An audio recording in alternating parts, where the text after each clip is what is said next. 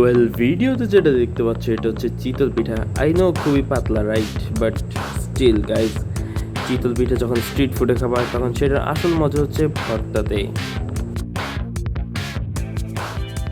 আমি মনে হয় সবার আগে মরিচ ভর্তাটাই নিয়ে গেছি, শুকনো মরিচের ভর্তা। এটি আবার শুকনো মরিচের ভর্তা এখানে কিছু, এখানে প্রায় 30 রকম ভর্তা আছে। লাউ পাতা ভর্তা, ধনিয়া ভর্তা, আলু ভর্তা, সরিষা ভর্তা, চাইনিজ ভর্তা, কোনো ভর্তা বাকি নেই। লাউ পাতার ভর্তাটা খুবই ভালো। তবে মিষ্টি ভর্তা কিছু পাইলাম না।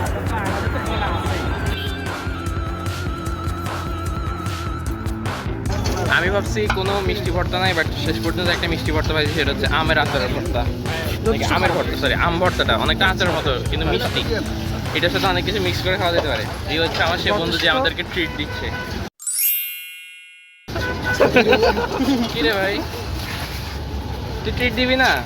অবশ্যই অবশ্যই। দেখছো যথেষ্ট খারাপ হয়েছে, একটু ঠকাতে হয়। যথেষ্ট খারাপ হয়েছে, এর চেয়ে আর খারাপ আর হয় না। কেন? জঘন্যতম খারাপ।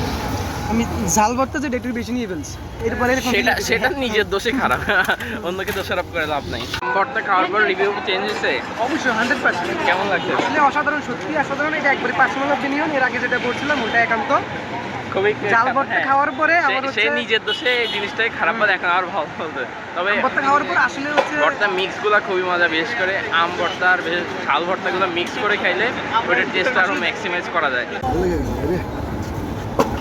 খাওয়ার পরে ডেজার্ট হিসেবে নারিকেলের নাড়ু আছে, এটা খুবই ভালো।